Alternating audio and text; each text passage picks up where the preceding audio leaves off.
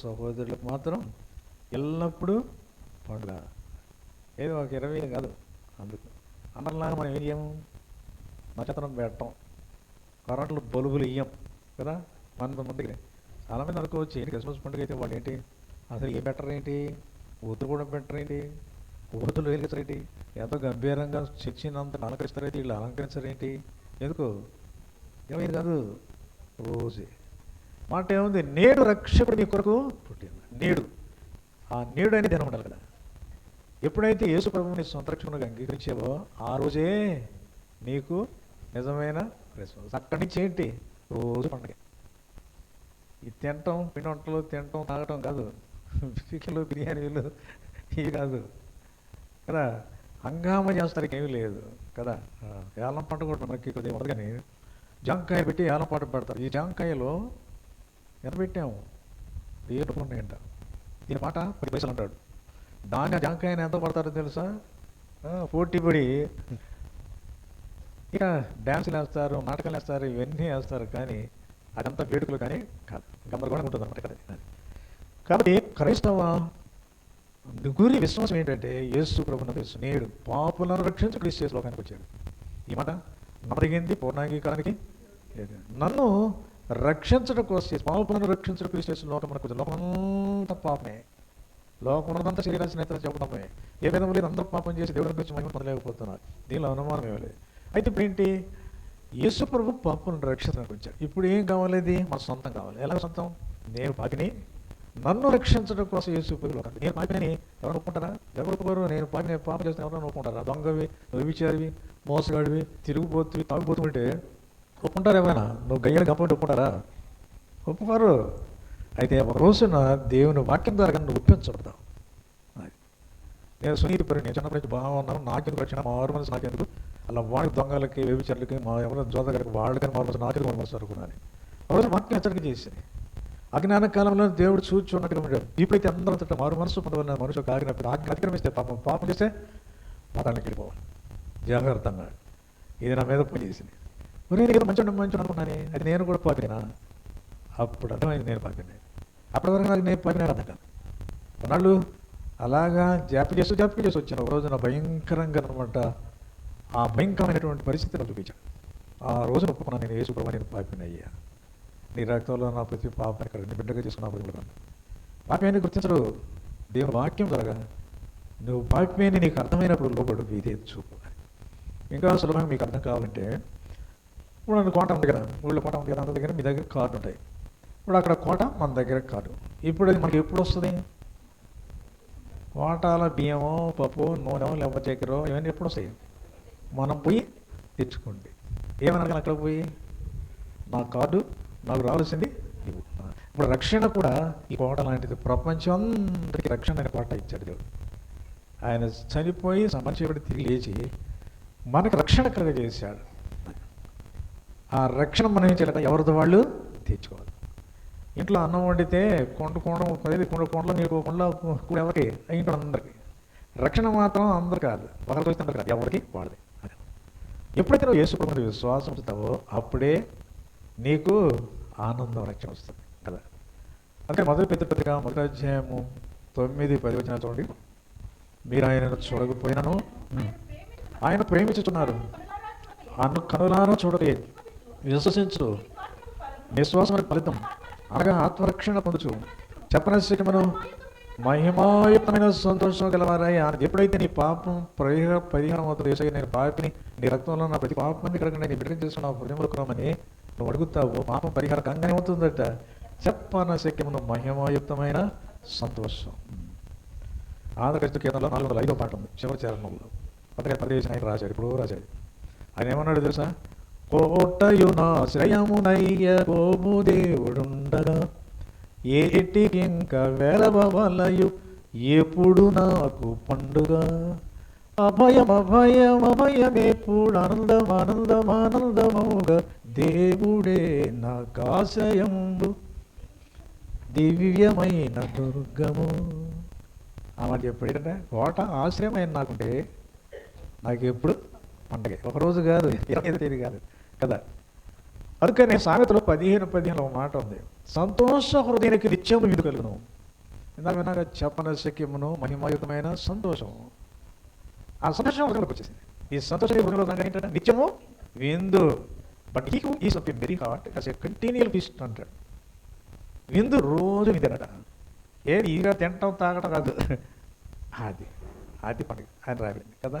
మనకు తెలుసు కదా, ఏది మొదటి కొరింథీ 5:7-8 ప్రతి వారం కూడా అంటాం అనమాట, పండుగ చేసుకుంటాం. ఏంటి పండుగ? 5:7-8 చూడండి.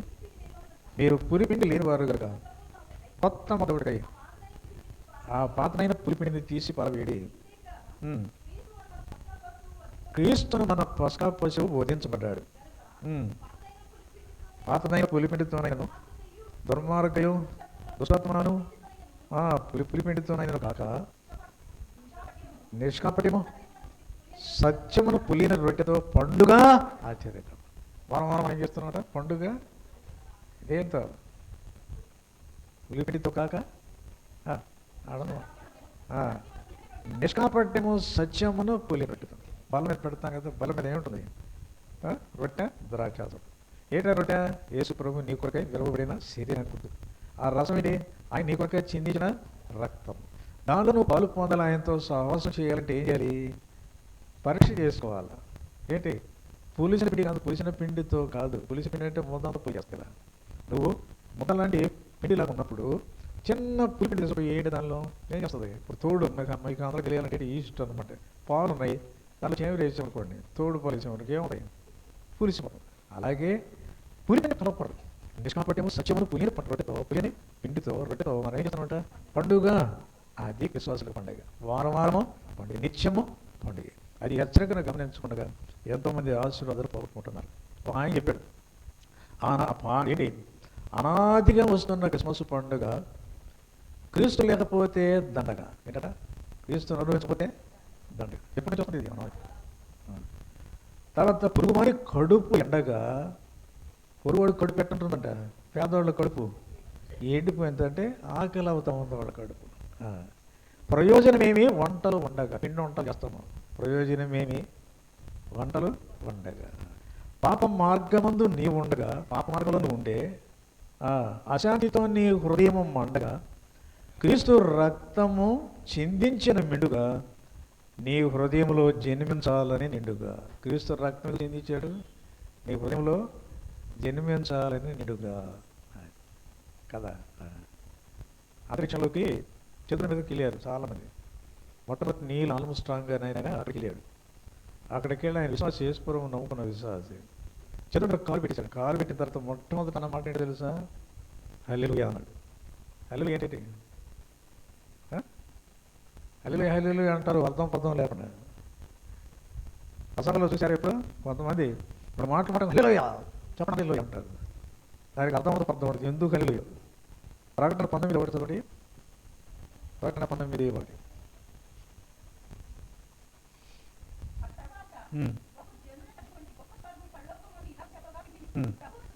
ప్రభువును స్తుతించుడి అని 2 నంబర్ వేసి చాలు. 2 నంబర్ వేసి కింద ఉంది చూడండి పుట్టినోట్లో. హల్లెలూయా హల్లెలూయా ఏంటో కదా. కొత్త నిబంధనలు ఎక్కడ లేదు, అక్కడ చోట ఉంది. కానీ మామూలు కీర్తనలో 24 సార్లు ఉంది హల్లెలూయా అన్నమాట. అది అంటే హల్లెలూయా అంటే చెప్పండి. ఇప్పుడు ప్రభువును స్తుతించుడి. అప్పుడు ఆయనకి వెళ్ళి మోకరించి హల్లెలూయా అన్నాడంట. తర్వాత 71లో ఇది 69 జూలై 20వ తేదీ సాయంత్రం 4:43:47 అప్పుడు అప్పుల్లో 11 ఆ వాహనం దాన్ని దిగింది. అప్పుల్లో వాహనం అప్పుడు చెప్పాను. 71లో జేమ్స్ బీర్విన్ అని సైంటిస్టు, ఆయన కూడా అక్కడికి వెళ్ళి కొన్ని పరిశోధనలు చేశాడు. ఆయన గుంటూరు విజయవాడకు వచ్చాడు ఆయన. అప్పుడు ఆయనకు ప్రపంచం బట్టి అమ్మో చంద్రమండలం మీద కాలు పెట్టిన ఆయన అన్నాడు, ఆయన షేక్ గంట తీసుకున్నాను ఎంత దండితున్నాను అన్నాడు. అప్పుడంట ఆయన అన్న మాట్లాడేది సార్, భారతీయులారా, నేను చంద్రునిపై కాలు పెట్టి వచ్చిన నన్ను ఎంతగా మీరు ఆరాధిస్తున్నారే. మానవుడు చంద్రునిపై అడుగు పెట్టడం గొప్ప కాదు, దేవాది దేవుడు భూమిపై అడుగు పెట్టాడు, అదే గొప్పది.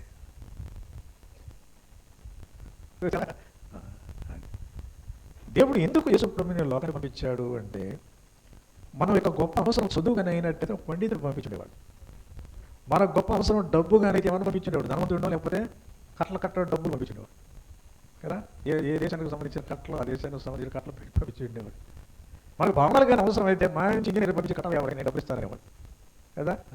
మనకు ఆరోగ్యం కానీ అవసరం అయితే, అంటే మనకున్న గొప్ప అవసరం ఆరోగ్యంగా అయితే ఏం చేసేవాడు, మంచి డాక్టర్ని పంపించేవాడు. మనకి న్యాయం అవసరం అయితే జడ్జిని పంపించేవాడు. మనకు భౌతికమైనటువంటి రక్షణ అవసరం అయితే పోలీస్ ఆఫీసర్ పంపించేవాడు. మనకు పరిజ్ఞానం అయినట్టయితే ఓ సైంటిస్ట్ను పంపించేవాడు. మనకు గొప్ప అవసరం ఏంటంటే పాప క్షమాపణ. ఈ పాప క్షమాపణ అవసరం దేవుడు తన ప్రియకుమారుని ఈ లోకానికి పంపించాడు. అది క్రిస్మస్ అంటే, అది మనం తెలుసుకోవాలి. సరే, ఇప్పుడు మనం చదివిన దగ్గరికి పోతాం. ఏంటట బెత్లెహేము. ఈ బెత్లెహేము గురించి కొన్ని విషయాలు మనం ఆలోచన చేస్తే, మొట్టమొదటి చూడండి, మత్తయి 2:5 అది తిరగ రాస్తే మీకా 5:2. బెత్లెహేము,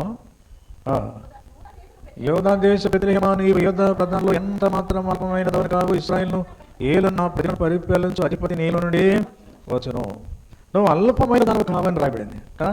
మీకాలోనేమో స్వల్ప గ్రామం, మతలోనేమో అల్పమైన దానవు. ఎందుకు అల్పమైన మనకు, స్వల్పమైన మనకు రక్షణ ఇవ్వడం కోసం, గొప్పవాడి కోసమే కదా. అల్పులు స్వల్పులు కదా, స్వల్ప గ్రామం కాబట్టి అనుభవం అల్పమైంది. మనం స్వల్పమైన వాళ్ళము, మనకు అనుభవం అల్పమైంది. యేసుప్రభు నీలో జన్మించినప్పుడు నువ్వు దూరస్తుడిగా జన్మించినప్పుడు దూరస్తుడిగా ఉన్నావు. పాపం అంటే మనల్ని ఏం చేసినట్టు దేవునికి దూరం చేసినట్టు. అంటే దూరం ఏంటి, ఒక అబద్ధం ఆడి మనకు 1 మైలు దూరం పోయాడు దేవుడు. 2 అబద్ధాలు అడిగాడు అనుకోండి, ఎంతో పోయినాడు, 2 మైలు పోయినాడు. 1000 అబద్ధాలు అడిగితే 1000 మైలు దూరం వెళ్ళిపోయినాడు. ఎంత పాపాన్ని బట్టి దేవుడు మనకేమైనాడు, దూరం అయిపోయినాడు. కాబట్టి దూరం అయిపోయినటువంటి దగ్గరికి తీసుకురావాలంటే ఎలాగ జరుగుతుంది కదా. సామాన్యమా దూరం అయిపోయినట్టు దగ్గరికి రావడం అని కదా.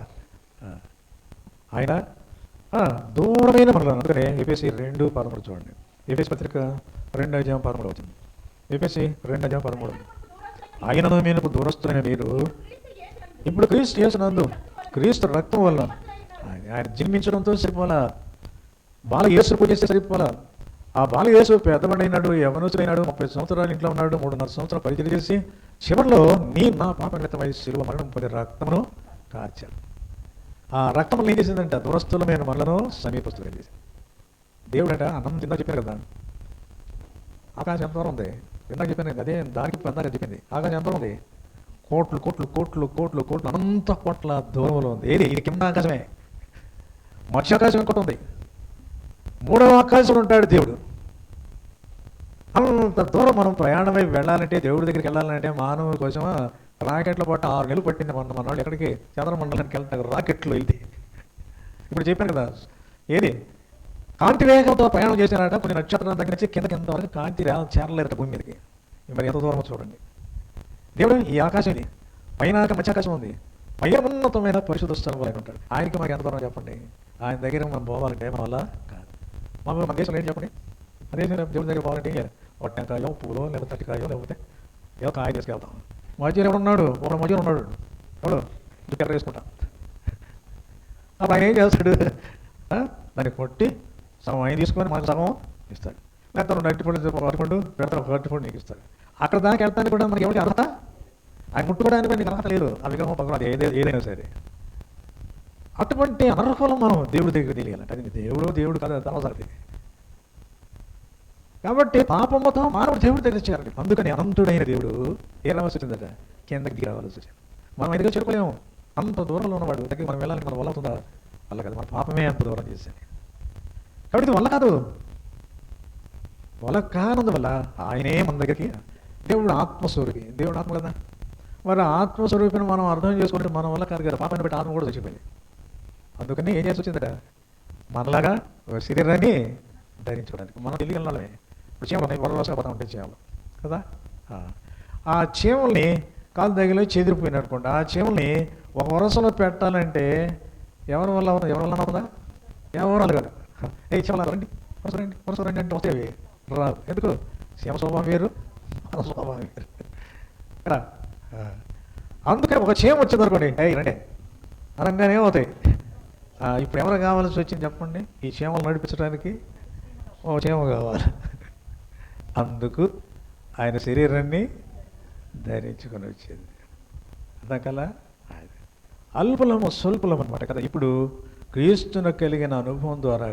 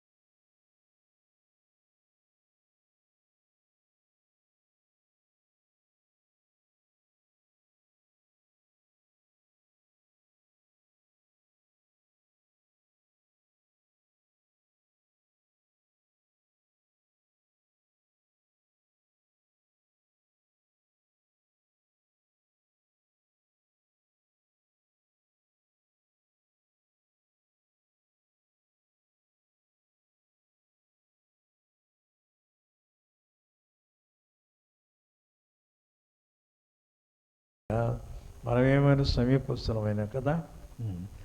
క్రీస్తును కలగటం రోమా 8:9 చూడండి. రోమా పత్రిక 8:9.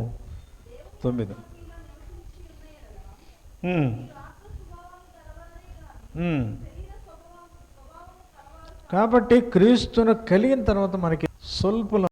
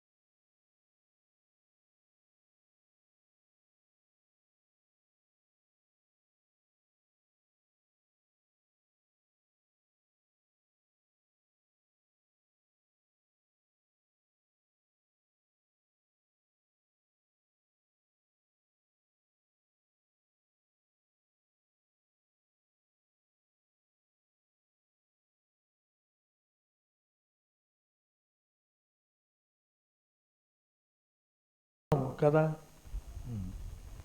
అందుకనే దానియేలు గ్రంథం 4:35. దానియేలు 4:35. దానియేలు 4:35. భూనివాసులందరూ ఆయన దృష్టికి ఎన్నికకు రాని వారు. ఏది బెత్లెహేము అంటే ఎన్నిక రాలేదంట, స్వల్పమైంది, అల్పమైంది.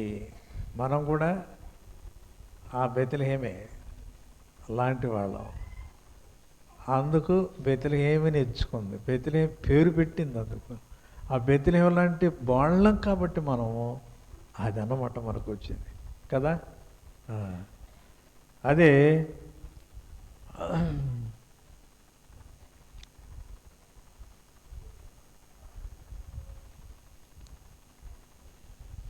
మొదటి కొరింథీ పత్రిక 1వ అధ్యాయము 26, 29 చూడండి.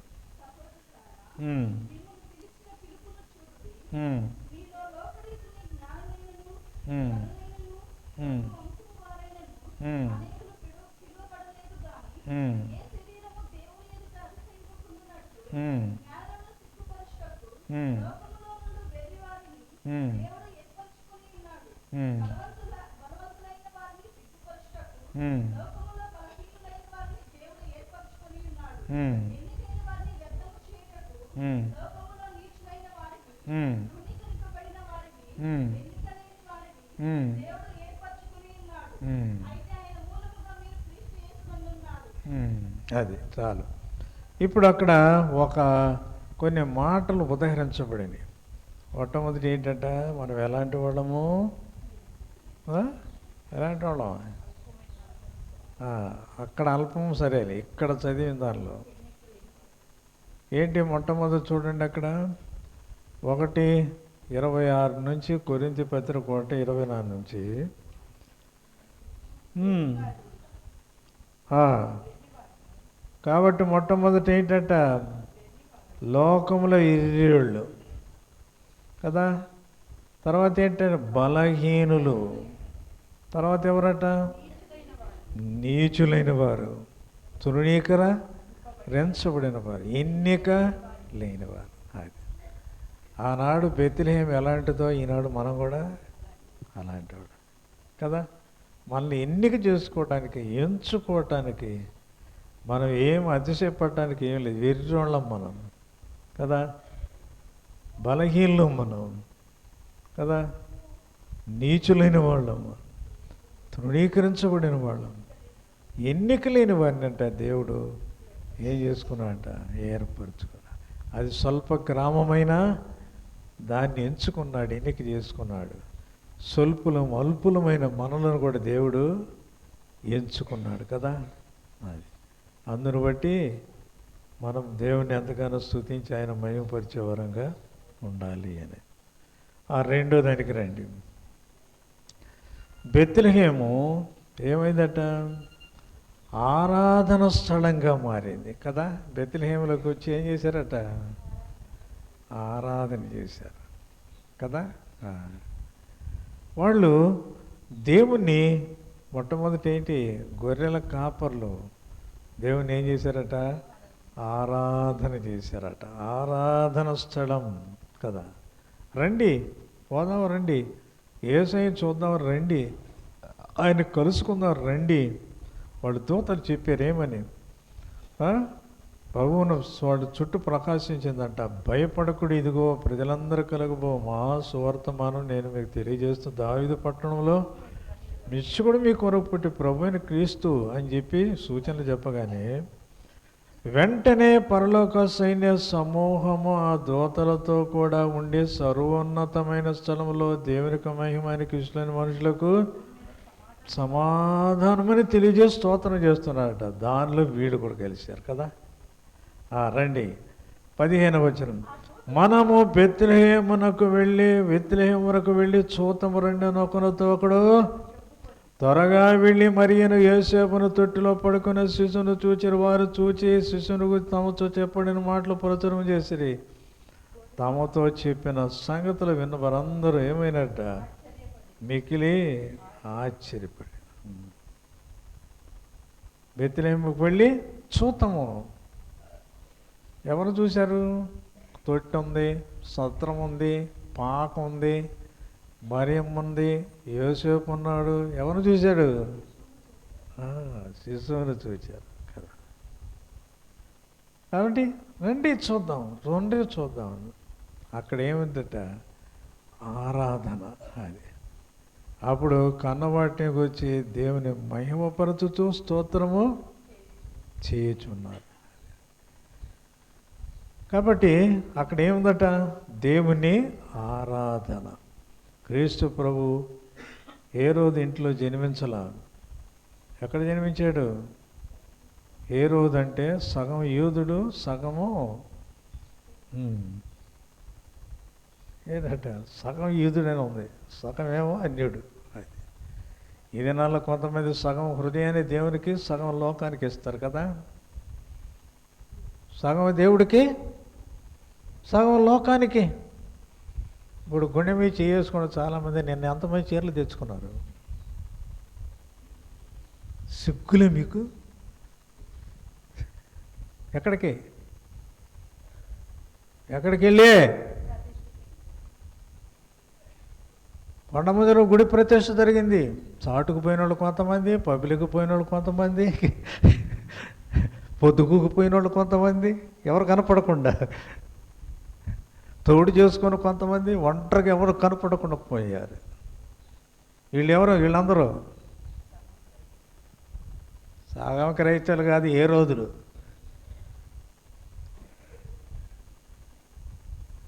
కాబట్టి వాడు సగం యూదుడు, సగం అన్యుడు. ప్రత్యేకత అంతే, ఆడికి ప్రత్యేకత లేదు. ద్విమనస్కులనుంది, రెండు మనస్సులు వాళ్ళకి.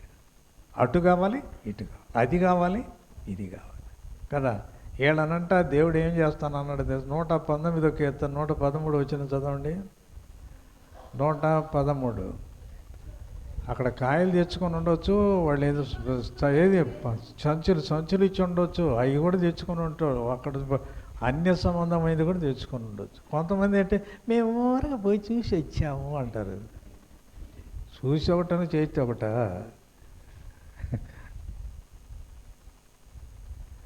లెక్క చెప్పాలి దేవుడికి, జాగ్రత్త అంతే.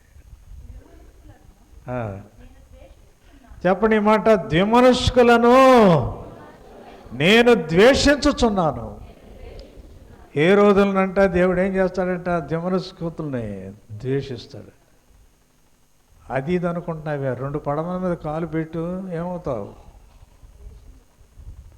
2 పడమ మీద కాలు పెడితే ఏమవుతావు అంటుంటే ద్వేషించబడతారంటే. మీ మైండ్ ఎక్కడ ఉండదు, ఎక్కడెక్కడ తిరుగుతుంటుంది, ఏదో దూరంలో పోతుంటారు మీరు. 2 పడవలు పక్క పక్కన వచ్చి ఉన్నాయి, అటొక్క కాలు ఇటొక్క కాలు వేసాం. కాసేపు అయిన తర్వాత ఏమైంది పడవలు 2 అక్కడ ఉండవు కదా, అటు తట్టిపోయింది, నువ్వు ఎక్కడ ఉన్నావు? జాగ్రత్త. 2 మీద కాలు పెట్టామో నీ గతి కూడా అంతే. నేను భక్తి కలిగి ఉన్నాను, నేను వారం వెళ్తున్నాను, పనులో పాలు పొందుతున్నాను, మారు మనసు పొందాను, ప్రత్యేకంగా ఉన్నాను, దశంభాగం నేను ఇస్తున్నాను అనుకుంటున్నావేమో. ద్విమనస్కులను నేను ద్వేషించుచున్నాను. అది ఇంకెంతవరకు ద్విమనస్సు కలిగిన ఉన్నావేమో. ప్రభు అంటున్నాడు, రా నా దగ్గరికి రా కదా. యాకోబు పత్రిక 1వ అధ్యాయం 7వ వచనం కొడుతోండి. యాకోబు పత్రిక 1వ అధ్యాయం 7వ వచనం. అది ఎంత చెప్పండి, ఆ చీర ఎంతకాలం ఉంటుంది నీకు, ఆ లడ్లు ఎంతకాలం ఉంటాయి, లేదా పలహారం ఎంతకాలం ఉంటుంది, అక్కడ నీకు ఇచ్చేటటువంటిది ఎంతకాలం ఉంటుంది చెప్పండి. నిత్యుడగు తండ్రి అని పేరు, నిత్యత్వంలో ప్రవేశించబోతున్నాం. మోషే ఏం చేశాడంటే, అల్పకాల పాప భోగములు అనిపించడం కంటే క్రీస్తు విషయమైన నింద గొప్ప. నింద వస్తుంది అనుకుంటారు, రాకపోతే ఏమనుకుంటారు, ఏంటి రాకపోతే అయినది ఏంటి? నువ్వు ఎట్టొచ్చావు చెప్పు, నువ్వు ఎట్టొచ్చావు? మొట్టమొదట ఒంటరిగా వచ్చావు, అవునా? ఆ ఊళ్ళో పుట్టంగానే ఆ ఊరి పేరు వచ్చింది, ఆ కులంలో పుట్టంగానే కులం పేరు వచ్చింది, ఆ బంధువుల పంచ పుట్టావు కూడా బంధువులు వచ్చారు. తల్లి అన్నావు, తండ్రి అన్నావు, అన్న అన్నావు, తమ్ముడు అన్నావు, చెల్లి అన్నావు, అక్క అన్నావు, మావయ్య అన్నావు, లేకపోతే పెదనాన్న, చిన్నాన్న, పెద్దమ్మ, చిన్నమ్మ, అల్లుడు, అల్లుడు, గిల్లుడు పెట్టావు, చచ్చావు. వీళ్ళందరూ ఏమవుతారు? ఎవరితో నీకు సంబంధం? ఆయన్ని పట్టుకో.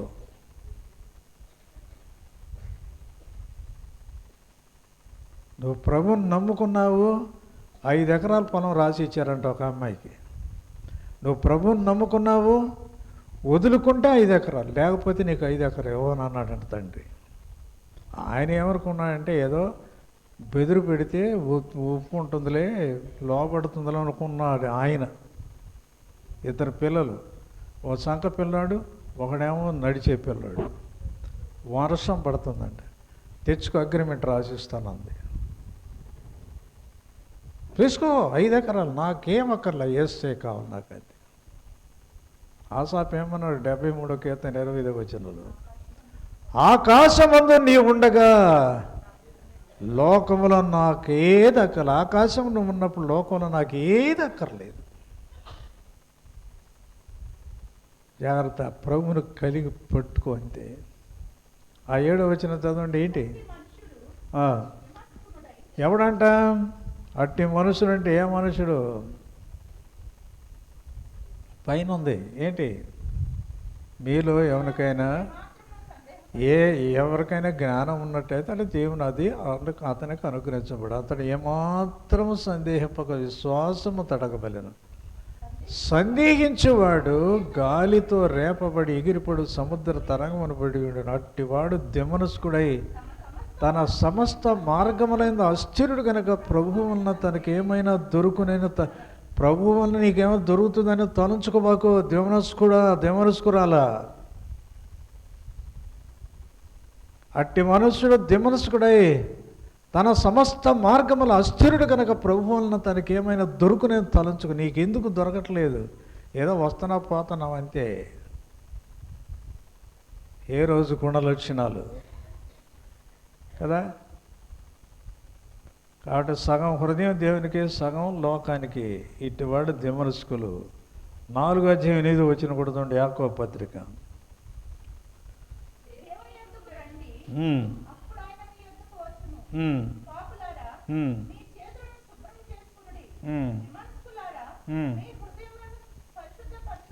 ద్విమనస్కులారా, ఇప్పుడైనా మీ హృదయాలను ఏం చేసుకోవాలి? పరిశుద్ధపరచుకోండి.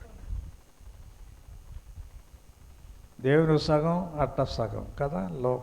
లౌదీకులు కూడా ఏమన్నా లౌదీక సంఘాన్ని ప్రకటన 3:16 నువ్వు చల్లగానైనను వెచ్చగానైనను ఉండిన నీకు మేలు. ఉండు చల్లగానైనడు వెచ్చగానైనా. నేను చల్లబడిపోతానులే లోకంలో కలుస్తానని కాదు ఇక్కడ అర్థం. సవాలు ఇస్తున్నారు. చల్లగానైనా ఉండు, వెచ్చగానైనా ఉండు. అయితే నువ్వు ఎలాగున్నావు? చల్లగానైనాను వెచ్చగానైనాను ఉండక నులివెచ్చనుగా ఉన్నావు కాబట్టి నా నోట ఏమంటాడు అలాంటి వాళ్ళు పట్టుకొని? నా నోట ఉమ్మి ఎత్తు అంటాడంతే. ఉమ్మి వస్తాడంట. అంటే మన భాషలో ఆయనకు ఉమ్ములు గిమ్ములు లేవు నువ్వు చెప్తున్నా. పొద్దున్నే ఉమ్మి ఎట్ట ఉంటుంది? పొద్దున్న ఉమ్మి ఎట్ట ఉంటుందమ్మా? పాచి కంపుతో ఉమ్మి. ఆ పాచి కంపు ఉమ్మే వేసుకున్నాడు యేసుప్రభు మన కొరకు. పొద్దున్నే కదా ఆయన చెలుపు పట్టుకుంది.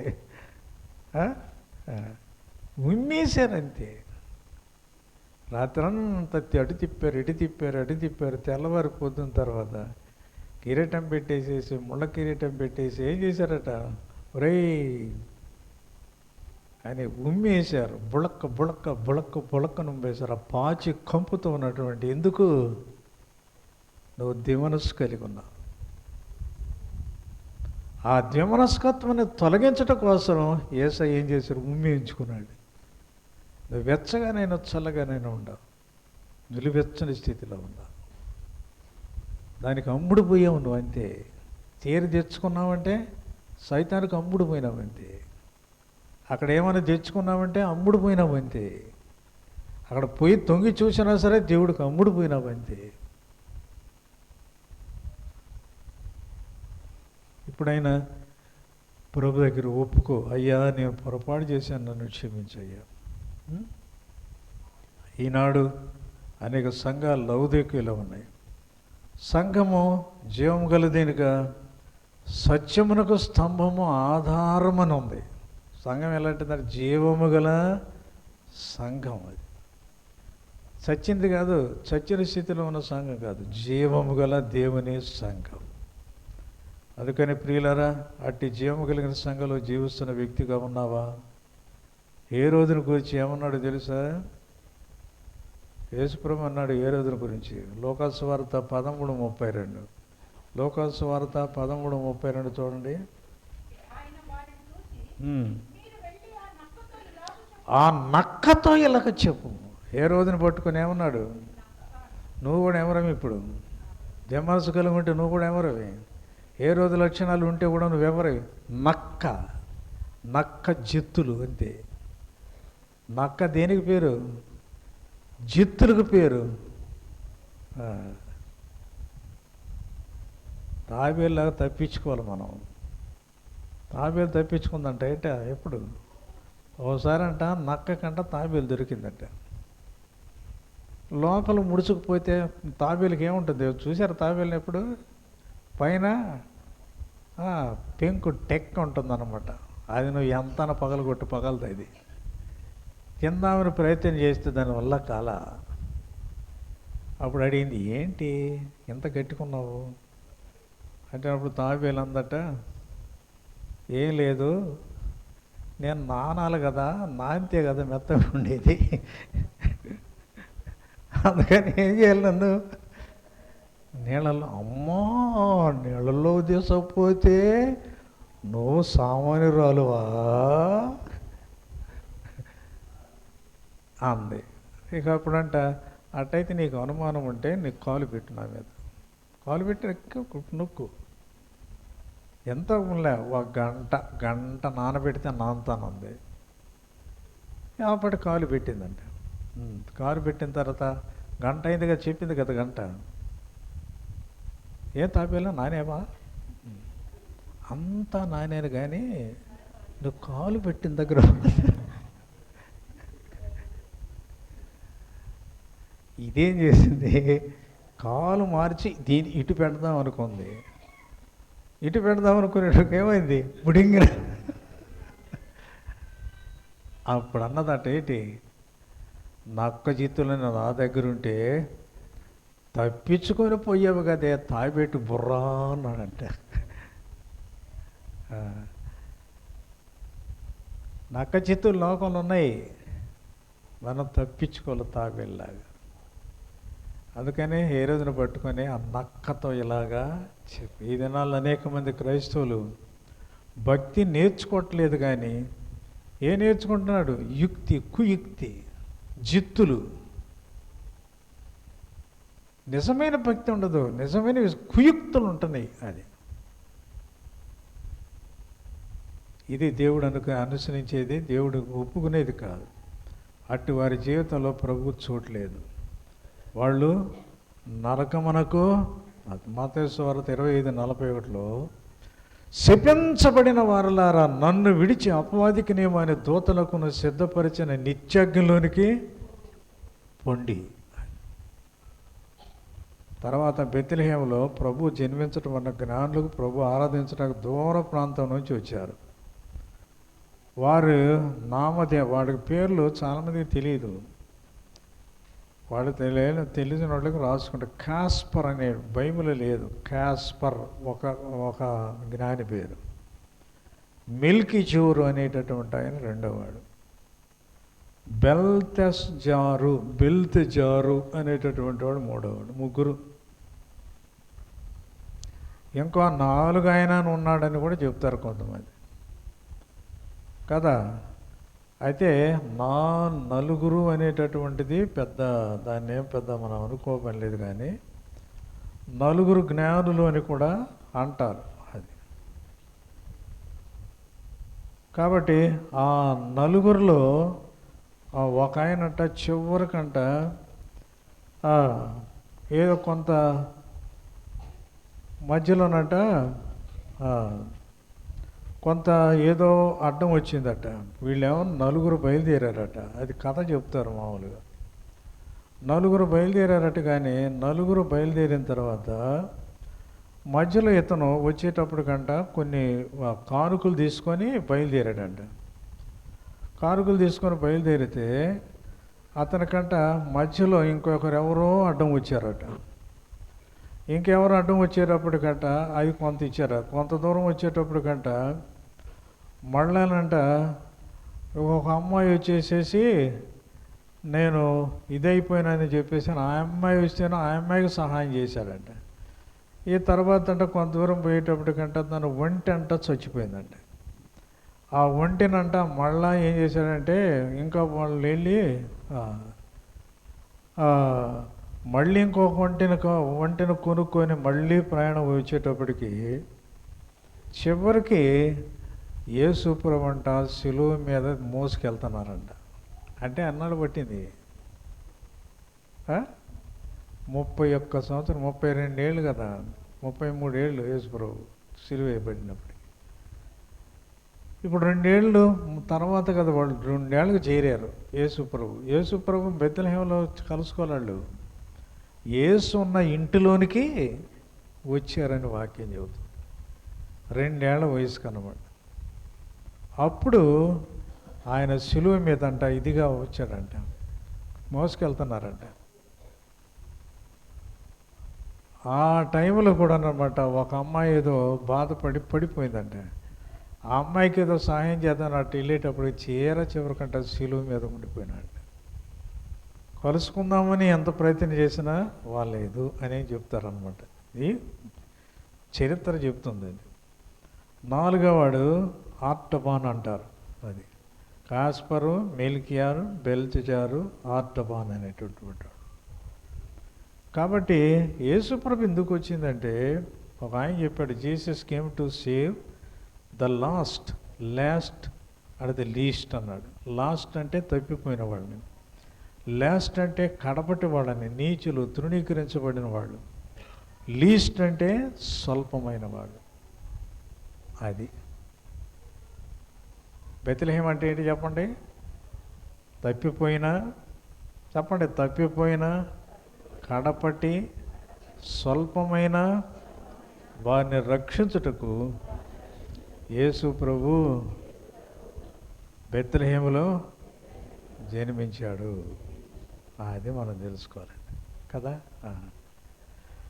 కాబట్టి వాళ్ళు వచ్చేటప్పటికి ఏంటంట, బైబిల్ అనేది హిస్టరీ అంటాడు, అంటే చరిత్ర. బైబిల్ ఈజ్ ది మిస్టరీ అంటాడు, అది మర్మం. అది గ్రీకు భాషలో జ్ఞానులు మ్యాగీ అంటారు వాళ్ళని. మ్యాగీ అని పేరు కూడా పెట్టుకుంటారు కొంతమంది. మ్యాగీ అంటే జ్ఞానులని, అంటే గ్రీకు భాషలో జ్ఞానులు మ్యాగీ అంటారు. వీళ్ళు ఖగోళ శాస్త్రజ్ఞులు, వీళ్ళు తూర్పు దేశపు జ్ఞానులని పేరుంది. వీళ్ళు గ్రీసు, ఐగుప్తు, ఇండియా నుంచి వచ్చారని చెప్తారు. ఒక ఆయన గ్రీస్ దేశం నుంచి, ఒక ఆయన ఐగుప్తు నుంచి, ఒక ఆయన ఇండియా నుంచి వచ్చారని చెప్తారు. జ్ఞానులు బంగారం, బోళము, సాంబ్రాణి ప్రభుకు అర్పించారు. ఏమర్పించారు? బంగారము, సాంబ్రాణి, బోళం. అంటే విలువైన వాటిని ప్రభుకి ఇచ్చారు కదా. బంగారం దేని గుర్తు? బంగారం విలువైంది కదా. బంగారం విలువైంది కాబట్టి ఆ విలువైనటువంటిది ఆయన మామూలుడు కాదు, ఆయన విలువైనటువంటి వాడు. అందుకనే ఆయనకు విలువైంది మేము ఇస్తున్నాము అని అన్నమాట దాని అర్థం. కాబట్టి మనం ప్రభు దగ్గరికి వచ్చినప్పుడు ఏం గుర్తించాలట? లోకంలో ఏదైనా విలువైంది ఉందంటే అది కేవలము యేసు ప్రభు యొక్క ఏంటి వ్యక్తిత్వం అని మనం తెలుసుకోవాలి కదా. అది కాబట్టి విలువైనటువంటిది ఆయనకి అర్పించిన సందర్భం మనం ఇక్కడ చూస్తున్నాం కదా. కాబట్టి ఇంకోటి ఏంటి, ఆయన దైవత్వాన్ని కూడా చూపిస్తుంది. ఆది యందు వాక్యముండెను, వాక్యము దేవుని దగ్గర ఉంది, వాక్యమే దేవుడే. ఆ వాక్యము శరీరధారియే కృపా సత్య సంపూర్ణగా మన మధ్యలో అది ఏంటి విలువైందంటే బంగారం, క్రీస్తు యొక్క దైవత్వం, దేవుడు ఈయన. బోళం అంటే అర్థం ఏంటంటే ఆయన పొందబోవు శ్రమలు కదా. ఫిలిప్పీ 3:11 ఆ శ్రమల గురించిన విషయాలు ఉన్నాయి. చదవండి 3:11 ఫిలిప్పీ.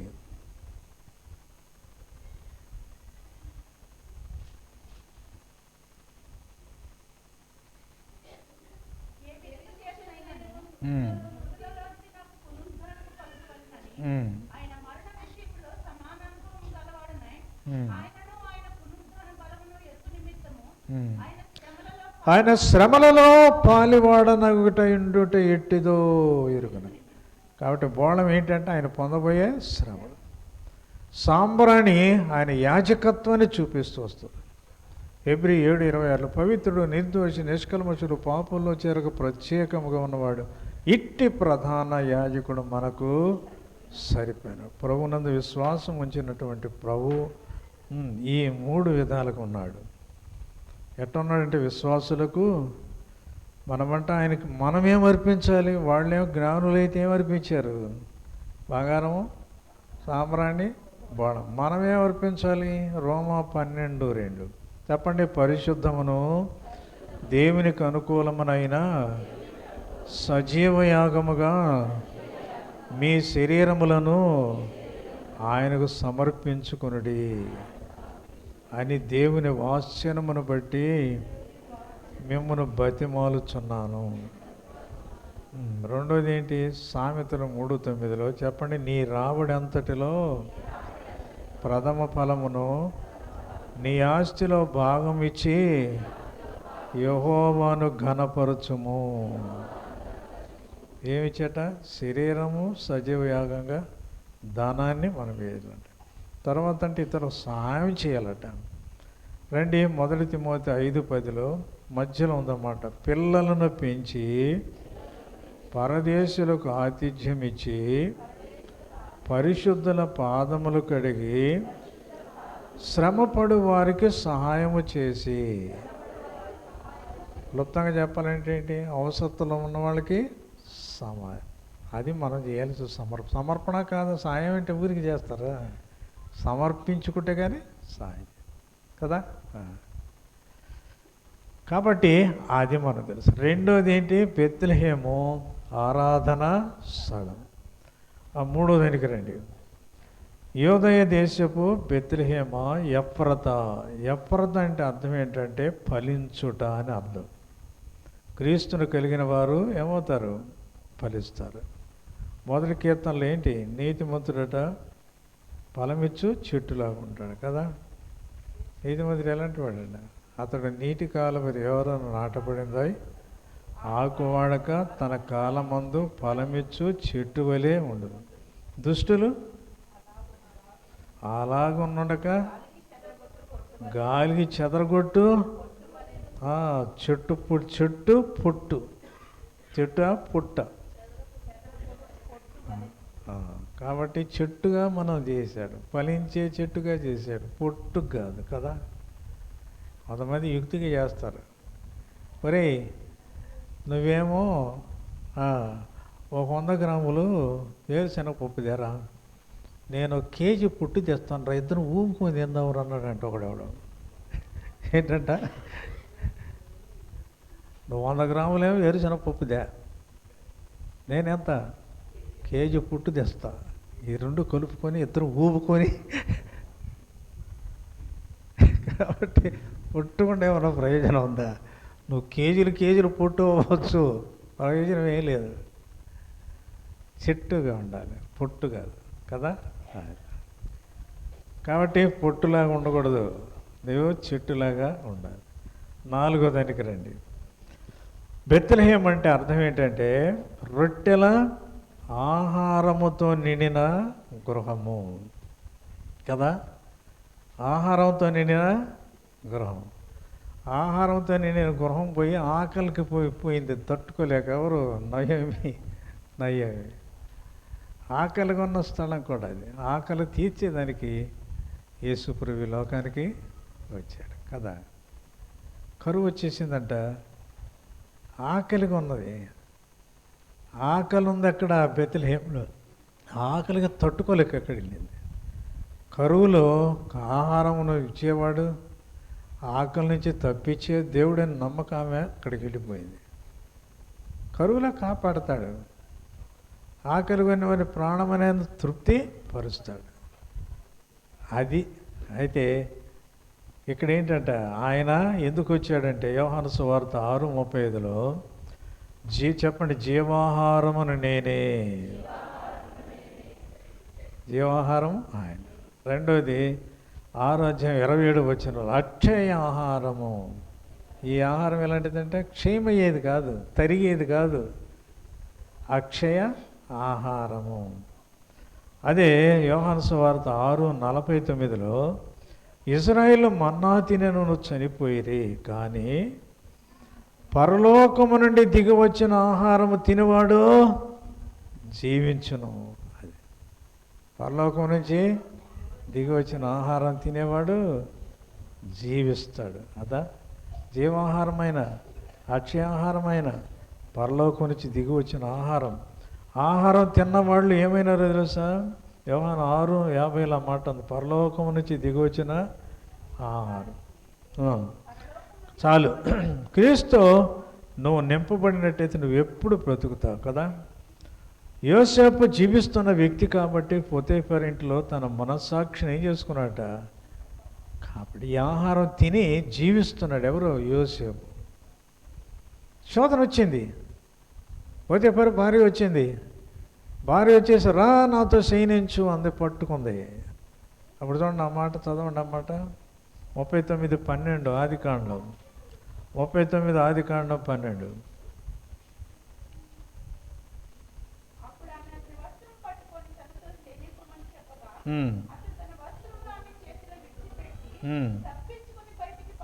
తప్పించుకొని బయటికి. ఎందుకో? బలహీనుడు కాదు, బలం. ఏ బలం? ఆత్మీయ బలం ఉంది. ఎందుకు? ఈ ఆహారాన్ని తిన్నాడు, అక్షయాహారాన్ని తిన్నాడు, పరలోకం నుంచి దిగి వచ్చిన ఆహారాన్ని తిన్నాడు. అందుకని ఏముంది? ఆయనలో జీవం ఉంది. నీలో జీవం లేదు, అందుకని పడిపోతున్నావు ప్రతిసారి. సాతాను వచ్చి సాతాను క్రియలు జయించలేకపోతున్నావు నువ్వు. అందుకు యేసు ప్రభు లోకానికి వచ్చి నీకు జీవింపజేసేదానికి, జీవాహారం ఇచ్చేదానికి. అదే దానియేలు 6:20 మనం చూద్దాం కదా. దానియేలులో జీవం ఉంది కాబట్టి సింహపు గుహకు బయటపడ్డా. ఎప్పటి వలె యెరూషలేము తోటంట కిటికీలు ఎత్తి ముమ్మారు ప్రార్థన చేశారట, భయపడలేదట. ఇట్టి శాసనం కలిగినప్పటికైనా సరే వాళ్ళు షడ్రకు మేషకు అభ్యర్థినొకరు ఇట్టి శాసనం కలిగినను అగ్నిగుండంలో భయపడటానికి రాజుతోటి ఏం చెప్పారు? పేరు పెట్టి రాజా మహాప్రభు అనలా. నెబుకద్నెజరు ఇందును గురించిన చింత మాకు మా దేవుడు ఏది అగ్నిగుండం నుంచి తప్పించడానికి శక్తిమంతుడు. ఒకవేళ రక్షించకపోయినా సరే మేము మాత్రం ప్రతిమకు నమస్కరించవు. తీర్మానం ఉందా నీకు? మేము మాత్రం గుడి దగ్గరికి పోను. శోధన రాగానే గుడి దగ్గరికి పోతాం. ఎంతమంది కృష్ణ దేవాలయానికి పోయారు? యాక్షన్లు చేస్తారు. ఇక్కడికి వచ్చి మాత్రం యాక్షన్లు చేయబాకండి. దేవుడి దగ్గర యాక్షన్లు పనికిరావు. ఏ రోజులాగా ఉండబాకండి. అటు ఇటు అటు ఇటు. అట్టయితే మేము మానుకుంటాంలే. అయ్యా మానుకో. ఎవడికే? వాడెవడో చెరువు మీద అలిగిపోయాడంటే ఎవడికి? టూకుపోయి అలిగిపోయాడంట చెరువు మీద అలిగి. ఏ చెరువా అన్నాడంట. ఎవడికి నష్టం? కళ్ళు మూసామంటే కళ్ళు తెరిచేది పాతాళంలోని జాగ్రత్త. అగ్ని అంతే. రోజు పొయ్యి మంటేస్తున్నారు మీరు, రోజు వెలిగిస్తున్నారు. ఎప్పుడన్నా చర్ర మూతో గీతో పొంగు పుచ్చి చేసి అబ్బా అంటావు. అసలేని నిజసపోయి దాన్ని లేస్తే జాగ్రత్త. ఏదో అనుకుంటున్నావు, జరుగుతుందో అనుకుంటున్నావు, జాగ్రత్త. అగ్ని ఆరదు, పురుగు చావదు, వేదన రోదన యుగయుగములు అనుభవించాలి కదా. పౌలు శీలలో జీవం ఉంది కాబట్టి చెరసాలు ఏం చేశారట? వాళ్ళు చాలా దెబ్బలు కొట్టి చెరసాలు వేశారట. అయితే ఏం చేశారట వాళ్ళు? 16-25 వాళ్ళు ఏం చేశారట? దేవుని స్తుతిస్తూ పాటలు పాడుతారు. పాటలు ఎట్ట వస్తాయి? మీలో ఎవరికైనా సంతోషము కలిగిన అతడు పాటలు పాడవలెను. సంతోషం ఉంటే కదా పాటలు వచ్చేది. ఎలాగొచ్చింది సంతోషం? వాళ్ళ నెత్తి మీద, తలల మీద నిత్యానందముండును. యేసు ప్రభు నందు విశ్వాసం వచ్చిన ద్వారా వాళ్ళకి ఏముందట? నిత్యానందం. దుఃఖము నిట్టూరిపోయింది అంతే, ఎగిరిపోయింది అంతే. ఆనందం వరకు ఉంది, సంతోషం. యేసయ్యని నిజంగా నువ్వు కలిగి ఉంటే ఎప్పుడు ఎల్లప్పుడూ 2 సార్లు చెప్పాడంటే ఏమని అర్థం? దానికి ప్రాముఖ్యత ఉంది, దానికి ఇంపార్టెన్స్ ఉంది. అందుకని అంటాం చూసారా, ఎక్కడికైనా వెళ్ళేటప్పుడు పిల్లలు కానీ వెళ్ళేట అమ్మో జాగ్రత్త, అమ్మో జాగ్రత్త జాగ్రత్త. ఎందుకు జాగ్రత్త జాగ్రత్త? అవసరం. ఇప్పుడు అర్థమైంది కదా. కాబట్టి ప్రియుడా, నీలో జీవముందా? నువ్వు సార్దీసు సంఘములాగా మృత స్థితిలో ఉన్నావా? సార్దీసు సంఘాన్ని గురించి అంటాడు ప్రకటన 3:1, నీ జీవించుచున్నామని పేరు మాత్రమే నీకున్నది, కానీ నీవు మృతుడివే. అంటే బెత్లెహేము అంటే రొట్టెలు. మొట్టమొదటి బెత్లెహేము అంటే ఏంటి? స్వల్పం అల్పము, స్వల్పులైన అల్పులైన మనలను జ్ఞాపకం చేసుకొని, ఆ బెత్లెహేము లాంటి వాళ్ళమైన మనల్ని జ్ఞాపకం చేసుకుని దూరస్తున్న సమీపస్తులు చేసి రక్షించాడు. రెండోది బెత్లెహేము ఆరాధన గృహం కదా, ఆరాధించేవానికి చేశారు. కానీ బెత్లెహేములో జన్మించారు. ఏ రోజు అక్కడ ఎవడో ఆయన జన్మించాడు, ఏ రోజు అక్కడ ఉన్నాడు రాజు కదా. యూదుల రాజుగా పుట్టినవాడు ఎక్కడ అన్నాడు అంటే ఏమని అర్థం? ఏ రోజు పులిపిండి అంటారు. వాడి గర్వం, నేను ఇక్కడ రాజునైతే వాడే ఉంటాడు రాజు, అది గర్వం. మటన్ చేశాడు, డ్రామా చేశాడు. ఏంటి? నేను కూడా పూజిస్తాడు నేను పోయాన్ని గ్రాములు చేశారన్నమాట. కాబట్టి రెండోది ఆరాధన స్థలం. అక్కడ గొర్రెల కాపర్లు ఆరాధన చేశారు, తర్వాత జ్ఞానులు ఆరాధన చేశారు. మనం ఏం అర్పించాలి? వాళ్ళు బంగారం, వెండి, బంగారము, సాంబ్రాణి, బోళం అర్పించారు. మనం ఏం అర్పించాలి? సజీవ యాగంగా శరీరాలు, మన ధనాన్ని, మన సహాయమును అర్పించే వరంగా ఉండాలి.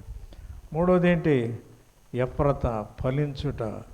మనం కూడా ఆయన ఏదో నిలిచి ఫలించే వరంగా ఉండాలని వాక్యము చెబుతుంది.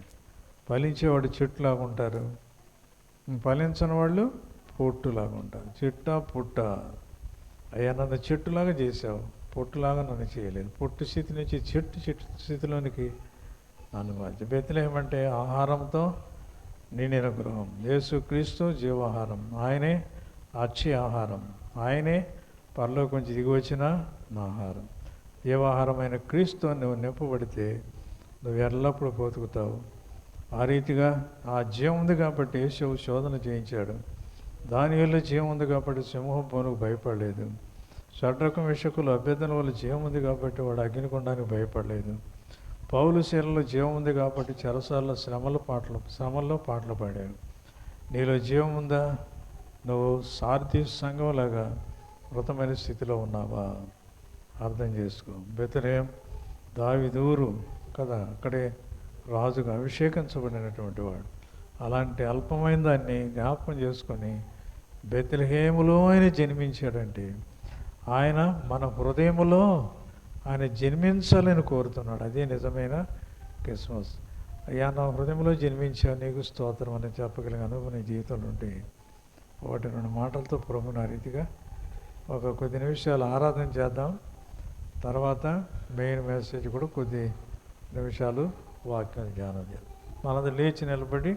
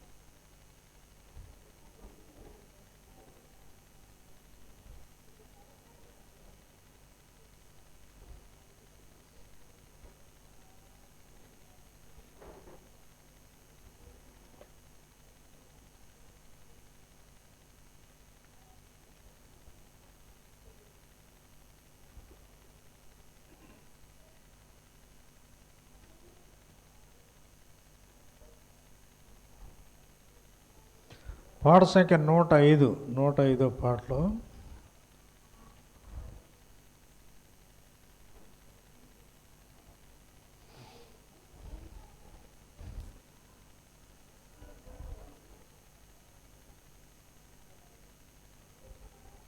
మొదటి చరణం పాడుకుందాం.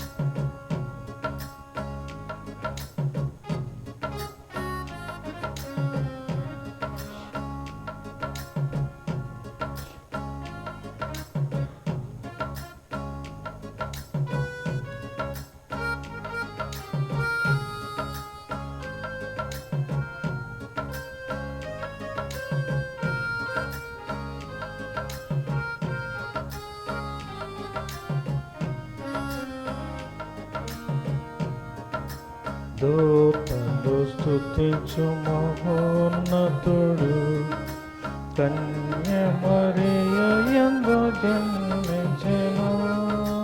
దూతలు స్తుతించు మహోన్నతుడు, కన్య మరియ యందు జన్మించెను. మహిళందు చీకటి పోగొట్టే, ఇక పరసుఖమున దయచేసెను.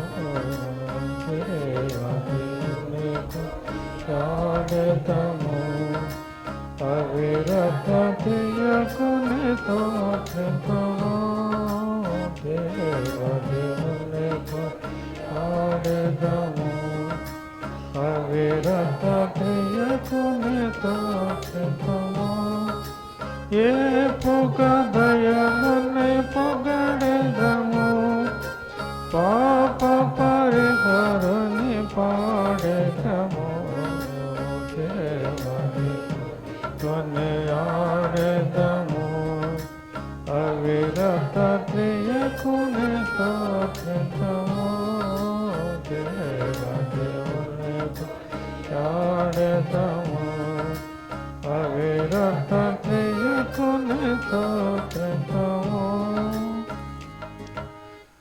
కూర్చుండే ఒక 5 నిమిషాలు ప్రభుని ఆరాధన చేసి తర్వాత కొద్ది నిమిషాలు మళ్ళీ దేవుని వాక్యం విని ముగిద్దాం. 2:30 కల్లా ముగిద్దాం. ఓపిక కలిగి ఉండండి.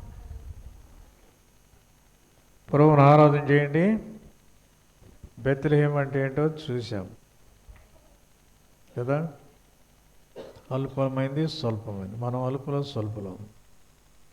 ఆయన ఆరాధన చేశారు. అక్కడ వలలు ఆరాధన చేశారు, జ్ఞానులు ఆరాధన చేశారు, వాళ్ళకి అర్పించారు. మనం సజీవంగా ఆయనకు అర్పించుకోవాలి. మన దేహములను ఆయనకు అప్పగించుకోవాలి. మన ధనాన్ని ఆయనకు అప్పగించుకోవాలి. మనం సహాయం చేస్తూ ఇతరులకు మనం అప్పగించుకునే వారంగా ఉండాలి. ఎఫ్రత రొట్టెలు ఇల్లు కాబట్టి ఆ ఎఫ్రత అనేటటువంటిది ఏంటి? ఆ అనుభవానికి ఫలించటం, అభివృద్ధి చెందడం అని. నేను చెట్టులాగా ఫలించాలని కోరుతూ వస్తున్నాను. నువ్వు పుట్టులాగా ఉండకూడదు. అయ్యా, ఒకప్పుడు పుట్టుని ఇప్పుడు చెట్టులాగా చేసావు, ఫలించే వ్యక్తినిగా నన్ను చేశావు. అంత మాత్రమే కాదు, బెత్లెహేము అనేటటువంటి రొట్టెల ఇల్లు. ఆ రీతిగా రొట్టెల ఇల్లులాగా నన్ను చేసావు. అంటే జీవాహారం, అక్షయ ఆహారం. ఈ ఆహారం తినేవాడు నిత్యం నా ఎదుగు వచ్చేవాడు ఏమాత్రం ఆకలి కొనడు, నా ఎదుగు విశ్వాసం ఉంచేవాడు ఎన్నడూ తప్పికొనడు. నా దగ్గరికి వస్తే నువ్వు ఎన్నడూ ఆకలి కొనవు. ఆత్మీయమైన ఆకలి తీర్చే దేవుడు.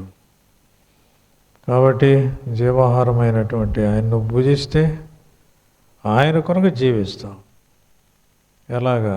యోసేపులాగా, ఎలాగా? దావీదులా, దానియేలులాగా, ఎలాగా? షడ్రకు మేషకులాగా, ఎలాగా? పౌలు శీలల్లాగా, ఆ జీవమును ప్రకటించే వ్యక్తులాగా జీవించేటటువంటి వారినిగా మనల్ని మనం రుజువుపరుచుకుంటాం. జీవాహారమైన ఆయన కానీ నువ్వు తిని త్రాగినట్టయితే. ఈ అనుభవంలో నీ జీవితం ఏంటి? 1-2 మాటలతో మనం ఆరాధన చేయండి.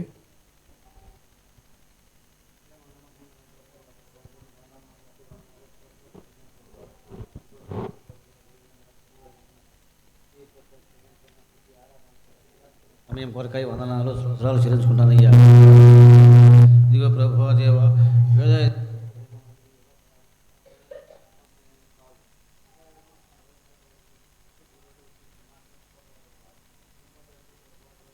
పాపిని నన్ను రక్షించడానికి నువ్వు ఈ లోకానికి వచ్చి నన్ను రక్షించేవయ్యని స్తోత్రాలు తండ్రి. ఇన్ని మేలు చేసిన తండ్రికి నా ప్రభువుకు నేనేమీ ఇవ్వగలనయ్యా? ఏమీ లేని దేవుడిని చెప్పుకుంటూ ప్రభు ఈ మధ్యాహ్న కాలం సమయంలో తండ్రి విషయం రక్షణ పదశాత పుచ్చుకొని నా స్తుతి ఆరాధన యేసునామమున నీకే సమర్పించుకుంటున్నాను పరమ తండ్రి.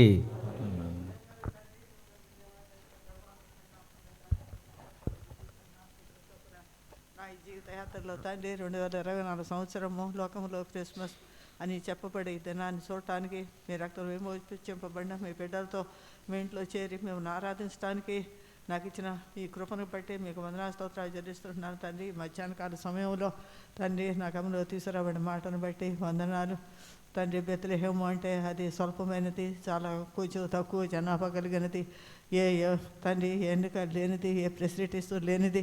అయినప్పటికీ కూడా ప్రభా యోధా దేశం బెత్లెహేమ, నువ్వు యోధా ప్రధానంలో ఎంత మాత్రం అల్పమైన దానివి కావని చెప్పండి మాటను బట్టి వందనాలు. ఎందుకంటే లోక రక్షకుడు అక్కడ ఉద్భవించాలన్న కారణాన్ని బట్టి ఆ మాట చెప్పబడింది. అయితే తండ్రి నేను కూడా ప్రభా నిజానికి తండ్రి అయోగ్యురాలు, అపాత్రురాలు. ఒకనొకప్పుడు తండ్రి క్రిస్మస్ అంటే ఏమిటో తండ్రి, దాని వలన వచ్చే సంతోషం అంటే ఏంటో ఎరుగని స్థితిలో తండ్రి నేను జీవిస్తున్నప్పుడు ప్రభా తండ్రి మీరు నన్ను జ్ఞాపకం చేసుకొని తండ్రి మరి ఆ రీతిగా ప్రభా నా హృదయంలో మీరు జన్మించినందుకు వందనాలు తండ్రి. మీరు అల్పమైన దేవుడు కాదని, స్వల్పమైన దేవుడు కాదని, ఎన్నిక లేని వారిని, యోగ్యత లేని వారిని తండ్రి మరి ప్రేమించే దేవుడు అని తండ్రి ఆ రీతిగా నా గమనంలో తీసుకొచ్చి నాలో మీరు ఉద్భవించి క్రిస్మస్ వేడుకను జరుపుకునే ఒక భాగ్యం ఇచ్చినందుకు కూడా మీకు వందనాలు స్తోత్రాలు చెల్లిస్తున్నాను తండ్రి. జ్ఞానులు తండ్రి మరి గొర్రెల కాపర్లు మిమ్మల్ని ఆరాధించినట్టుగా చూస్తుంటున్నాను. అక్కడ ఆరాధన జరిగింది తండ్రి. అయితే ప్రభా నా మట్టుకు నేను కూడా తండ్రి మరి మిమ్మల్ని తండ్రి ఆత్మతో, మీరు ఆత్మ సంబంధమైన దేవుడు కనుక మిమ్మల్ని ఆరాధించేవారు ఆత్మతో సత్యంతో ఆరాధించాలని ఆ రీతిగా ప్రభా నేను ఆత్మతో మిమ్మల్ని ఆరాధించేదానిగా చేశారు. వందనాలు తండ్రి. అవును ప్రభా మీకు తండ్రి బంగారము సాంబ్రాణి బోడము సమర్పించారు జ్ఞానులు.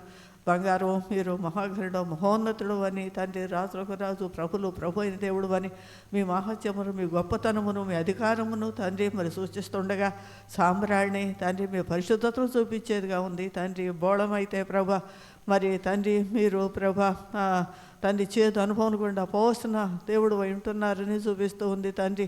ఆ రీతిగా ప్రభా మీరు తండ్రి మీరు ఈ సాంబ్రాణి బోళము తండ్రి మరి బంగారము మీకు సమర్పించారు. అయితే ప్రభా మీరు గొప్ప దేవుడుగా తండ్రి నా జీవితంలో ముఖ్యమైన దాన్ని తండ్రి, విలువైన దాన్ని, బంగారం కంటే శ్రేష్టమైన దాన్ని మీకు అర్పించాలని నా అనుభవంలో తీసుకొచ్చినందుకు వందనాలు. మీరు జీవాహారమై ఉన్నారు. అవును ప్రభా అక్షయ ఆహారము తండ్రి మరి తండ్రి మన్నాను కూడా భుజించి ఇశ్రాయేలు చనిపోయారు. అయితే తండ్రి మరి జీవమైన మీ ఆహారమును భుజిస్తే తండ్రి మరణము లేదు, అది పరలోకంలో ప్రభా జీవింపజేసే దేవుడుగా ఉంటున్నారు. వందనాలు. ఆ జీవాహారమును భుజించి దానియేలు ఇంకా తండ్రి షడ్రక్ మోషక్ అబేద్నెగోలు తండ్రి పౌలు శీలలు కూడా ప్రభా ఎంతో క్లిష్ట పరిస్థితుల్లో ఉన్నప్పటికీ కూడా ప్రభా ఎంతో సంతోషంతో తండ్రి ఆ శిక్షను అనుభవించి మీ అందు ఆనందించే దేవుడుగా చేశారు. వందనాలు. ఆ సంతోషం ఆనందము తండ్రి జీవాహారమైన మిమ్మల్ని నేను భుజించే భాగ్యము నాకు ఇచ్చారు. వందనాలు. ఈ రీతిగా ప్రభా మీరు నాకు చేసిన ఉపకారములన్నింటినీ బట్టి అంత మాత్రమే కాదు మరి మిక్కిలుగా నా కొరకు తండ్రి మీ లోకములకు వచ్చి నా పాప బంధకముల నుండి విడుదల చేసి తండ్రి మరి సంపూర్ణమైన నిజమైన ఆ క్రిస్మస్ సంతోషము నాకు అనుగ్రహించినందుకు మీకు వేలాది వందనా స్తోత్రాలు చెల్లిస్తూ నా స్తుతి ఆరాధన యేసునామమున సమర్పించుకొనిస్తున్నాను తండ్రి. ఆమేన్. తండ్రి నమ్మకమైన మా దేవా, నీ కన్నామని బట్టి మీకు వందనాలు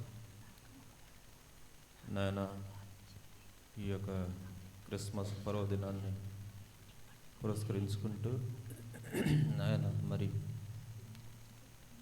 క్రిస్మస్ అంటే తండ్రి ఒకప్పుడు నా జీవితంలో నేను కూడా ఒక పండగగా తండ్రి నాయన నిన్ను ఎరగక మునుపు పండగగా తండ్రి ఆచరించినటువంటి వాడిని.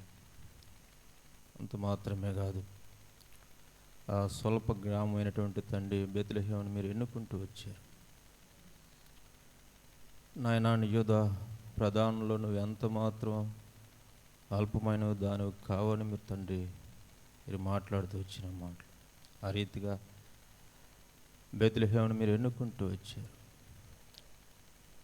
నేను ఎరగక మునుపు నేను కూడా తండ్రి నాయన మరి లోకంలో వేరేవాడినిగా, జ్ఞానం లేనటువంటి వాడినిగా, తునీకరించబడినటువంటి వాడినిగా తండ్రి నాయన నీ యొక్క చిత్తానికి, నీ ఆత్మకి విరోధంగా నా ఇష్టానుసారంగా జీవిస్తున్నటువంటి నన్ను దేవా ఒక్కగానొక దినాన తండ్రి క్రిస్మస్ అంటే మీరు నా హృదయంలో జన్మించటం అని తండ్రి, నిన్ను బట్టి తండ్రి క్రిస్మస్ అంటే మిమ్మల్ని ఆరాధించటం అని మీరు నాకు తండ్రి ఒక దినాన్ని నాకు తెలియజేస్తూ వచ్చారు. అంత మాత్రమే కాదు తండ్రి, నా పాప జీవితాన్ని తండ్రి నీ వాక్య వెలుగులో ఒప్పింపజేస్తూ వచ్చారు. మిమ్మల్ని ఆరాధించటం అని, నేడు మీ కొరకు తండ్రి రక్షకుడు పుట్టి ఉన్నాడని ఆ సత్యాన్ని ఒక దినాన్ని మీరు నాకు తెలియజేసి నా హృదయంలో మీరు జన్మింప చేసుకోవటానికి చూపిన మీ దయను బట్టి మీకు వందనాలు. అంత మాత్రమే కాదు తండ్రి, ఆనాటి నుంచి ఈనాటి వరకు ప్రతి నాయన మరి విషయంలో నిన్ను ఆరాధించేవాడినిగా, నిన్ను సేవించి అంబడించేవాడినిగా అయ్యా నీ మార్గాన్ని అనుసరించి నడుచుకునేటువంటి ఆ జీవితాన్ని మీరు నాకు అనుగ్రహింపజేస్తూ వచ్చారు. పాపాన్ని బట్టి పొట్టుగా ఉన్నటువంటి నన్ను తండ్రి చెట్టునిగా చేసి నీ మార్గాన్ని మీరు నాకు బయలుపరిచి నీ యొక్క నిత్యత్వం కొరకు ఎదురు చూసే ధన్యత ఆధిక్యతను తిరిగి నాకు అనుగ్రహించిన నా తండ్రికి నీకు నేను ఇవ్వగలను ప్రభువా. ఏమిచ్చినా నీకు రుణస్తుని ఒప్పుకుంటూ ఈ నా స్తుతి ఆరాధన యేసు నామములో నీకే సమర్పించుకుంటున్నాను తండ్రి, ఆమేన్. సమీపస్తులుగా దూరస్తులైన మనలను సమీపస్తులుగా దేవునితో చేసినది ఆ రక్తమే, ఆ రక్తమే. జై జై యేసుని రక్తం, జై జై యేసుని రక్తం, జై జై యేసుని రక్తం, జై జై యేసుని రక్తం. అమూల్యమైన నిర్దోషమైన నిష్కళంకమైన యేసుని రక్తమే జై, ప్రభు యేసుని రక్తమే జై. పరిశుద్ధమైన ప్రేమ కలిగిన తండ్రి, మహిమ కలిగిన దేవా, నీ బంగారు పాదములకు వందనాలు, స్తోత్రాలు నాయనా. మీ నామాన్ని మరోసారి గనపరుస్తూ అయ్యా ఈ దినంలో తండ్రి క్రిస్మస్ని ప్రభువా ప్రపంచవ్యాప్తంగా నాయన పండగ జరుపుకునే ఈ దినంలో నేను కూడా తండ్రిని ఎదుటికి వచ్చి నాయన నీ విమోచించిన సకల పరిశుద్ధులతో నేను కూడా కలిసి ప్రభువా నేను పూజించడానికి, నీ ఎదుట సాగిల పట్టడానికి నాయన నా జివ్వా ఫలాన్ని నీకు అర్పించడానికి మీరు నాకు అనుగ్రహించిన ఈ శ్రేష్టమైన సమయాన్ని బట్టి మీ స్తోత్రాలు. దయగలిగిన మా తండ్రి నాయన, మీరు భూమి మీదకు రావటానికి అల్పమైన స్వల్పమైన బెత్లెహేముని ఎన్నుకుంటూ వచ్చారు. అందుకే యూదా ప్రధానులలో నీవెంత మాత్రము అల్పమైన దానివి కావు. నీ ప్రజలను యాలబోవాడు నీలో నుండి వచ్చినని సెలవిచ్చిన మాటను బట్టి మీ నామాన్ని గనపరుస్తూ ఆరాధిస్తూ ఉంటున్నాను. అయ్యా యూదా బెత్లెహేము వలె నాయనా నేను అల్పమైన దానను, స్వల్పమైన దానను ప్రభువా, దయగలిగిన తండ్రి, బలహీనమైన దానను నాయన, నీచమైన దానను, ఎన్నికలేని దానను ప్రభువా. అయితే తండ్రి ఆనాడు మీరు బెత్లెహేమును ఎన్నుకున్నట్లుగా ప్రభువా మీరు నన్ను జ్ఞాపకం చేసుకొని నాయన నా హృదయంలో జన్మించటానికి ప్రభువా నాయన ఎంతో దూరంగా ఉన్న అనంతుడు అయిన మీరు పరిమితమైన నన్ను ప్రేమించి ప్రభువా నా కొరకు ఈ భూమి మీదకి నాయన మానవ శరీరాకారంతో వచ్చినందుకై నా హృదయపూర్వకంగా మిమ్మల్ని స్తుతిస్తూ గనపరుస్తూ ఉంటున్నాను. దయగలిగిన మా తండ్రి నాయన, మీరు నన్ను ప్రేమించినంతగా ప్రభువా భూమి మీద నన్ను ఎవ్వరూ ప్రేమించలేదు. దేవాతి దేవుడువైన మీరు నాయన నా పాపాలను బట్టి నేను దూరంగా తొలగిపోయిన దయగలిగిన తండ్రి, నేను దూరస్తురాలైన నన్ను సమీపస్తురాలుగా చేయటానికి ప్రభువా మీరు మీ రక్తాన్ని కార్చవలసి వచ్చింది నాయన. ఎఫెసీ 4:3 ప్రకారం ప్రభువా మీ రక్తం ద్వారా తండ్రి నన్ను సమీపస్తురాలుగా చేస్తూ వచ్చినందుకే మిమ్మల్ని స్తుతిస్తూ గనపరుస్తూ ఉంటున్నా. ఆనాడు ఎన్నిక లేని స్వల్పమైన తండ్రి నాయన అల్పమైన బెత్లెహేమును ఎన్నుకొని అందులో మీరు జన్మించుతూ వచ్చారు. ఈనాడును ప్రభువా నాడు నేడు అని సెలవిచ్చిన మాటను బట్టి నీ స్తోత్రాలు నాయన. నీ కృప నా దాకా విస్తరింపజేసి నీ మాటలు వినుబుద్ధి పుట్టించి నీ నామమందు విశ్వసించుడు ద్వారా తండ్రి నా హృదయంలో మీరు జన్మించుతూ వచ్చినందుకై నీ స్తోత్రాలు చెల్లిస్తూ ఉంటున్నా. ప్రభువా దయగలిగిన తండ్రి, ప్రపంచవ్యాప్తంగా 25 క్రిస్మస్ జరుపుకోవచ్చు కానీ ప్రభువా మీరు నా హృదయంలో జన్మించుట ద్వారా జన్మించే దినం నుండి ప్రతిరోజు నా జీవితాన్ని పండుగ దినముగా చేస్తూ వచ్చినందుకై దేవా మీ నామాన్ని గనపరుస్తూ ఆరాధిస్తూ ఉంటున్నాను. దయగలిగిన మా తండ్రి అయ్యా బెత్లెహేం అంటే ఆరాధించే స్థలమని తెలియజేస్తూ వచ్చారు ప్రభువా.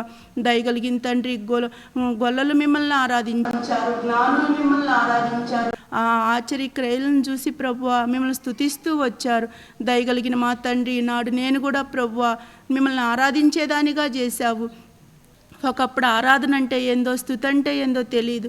అయితే మీ పాదాల దగ్గరకు వచ్చి సాగిలపడి నాయన ప్రాణాత్మల్ని ప్రభువా నాయన మరి నేను కూడా సమర్పిస్తూ సహాయం చేస్తూ ఆ విధంగా ప్రభువా నాయన నేను కూడా నా జివ్వా ఫలాన్ని అర్పిస్తూ మిమ్మల్ని ఆరాధించే వ్యక్తినిగా చేస్తూ వచ్చినందుకై నా హృదయపూర్వకంగా మిమ్మల్ని స్తుతిస్తూ గనపరుస్తూ నా యఫ్రత అంటే ఫలించే చెట్టు అని తెలియజేస్తూ వచ్చారు.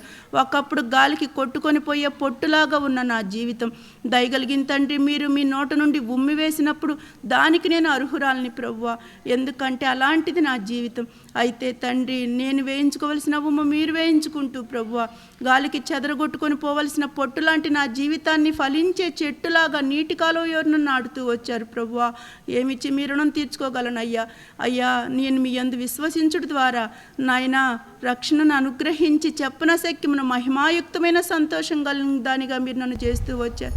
ఏమిచ్చి మీ రుణం తీర్చలేను కానీ భూమి మీద జీవనానికి భక్తికి కావలసిన వాటిని అన్నిటిని అనుగ్రహిస్తున్నారు. నిజమైన క్రిస్మస్ వేడుకని నా హృదయంలో నాయన మరి మిమ్మల్ని చేర్చుకున్న ద్వారా నేను జరుపుకోవడానికి మీరు చూపిన దయను బట్టి మిమ్మల్ని స్తుతిస్తూ గనపరుస్తూ ఈ కొద్ది నా స్తుతి ఆరాధన యేసుక్రీస్తు వారి శక్తి కలిగిన నామంలో మీకే సమర్పిస్తున్నాను తండ్రి. ఇంకా ఆరాధించవలసిన మౌనంగా ఆరాధించండి.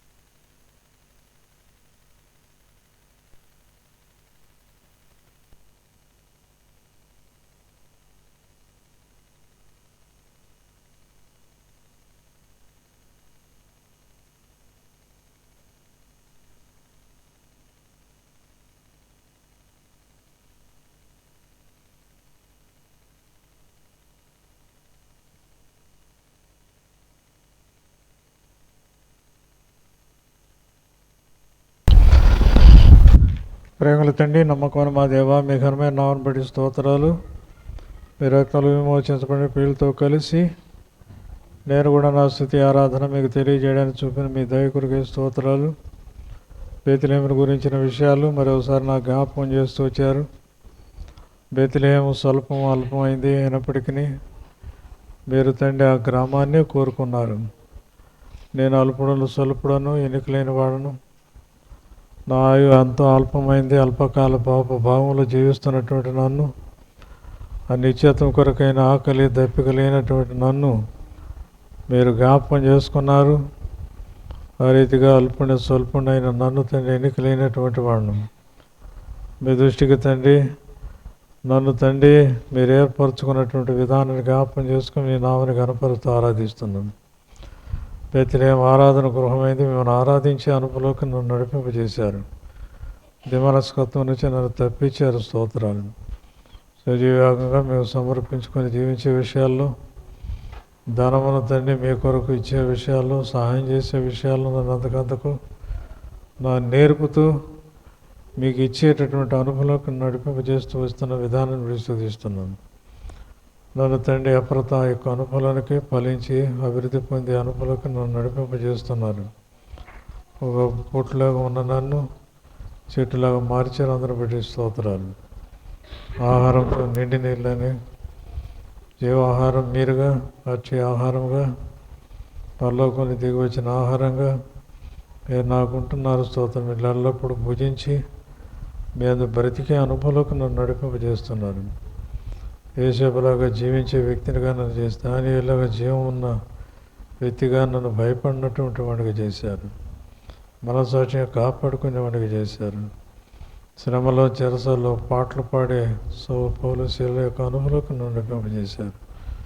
ఈ జీవమును కలిగి మీ అందుకు జీవించి మృతమైన స్థితి నుంచి నన్ను తప్పిస్తూ వస్తున్న విధమంతటిని బట్టి మీ నామను గణపరుస్తూ ఈ నా స్తుతి ఆరాధన యేసు నామమున మీకే సమర్పిస్తున్నాను తండ్రి. ఆమేన్. అది లేచి నిలబడి 136వ కీర్తనలో తూర్పు జ్ఞానులు అనేటటువంటి చరణం పాడుకుందాం.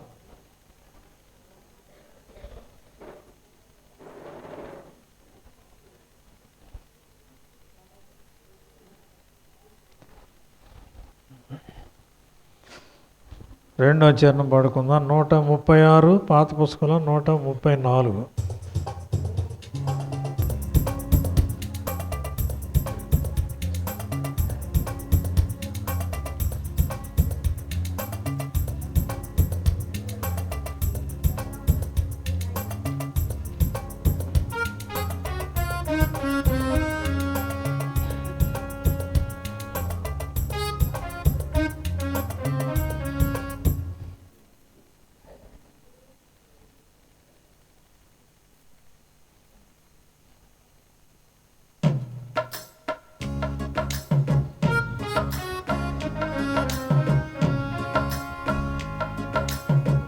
తూర్పు జ్ఞానులు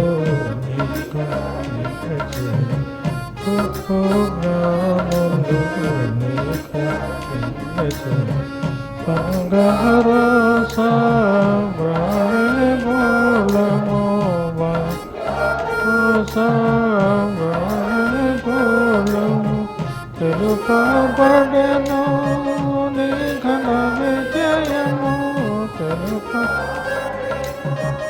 ఈ ఘన విజయము పదయను పదయను పదయాడే పాడే వర్ణించగలను నా ప్రభువా కొలయాడే పాడే వర్ణించగలను నా ప్రభువా. కూర్చోండి.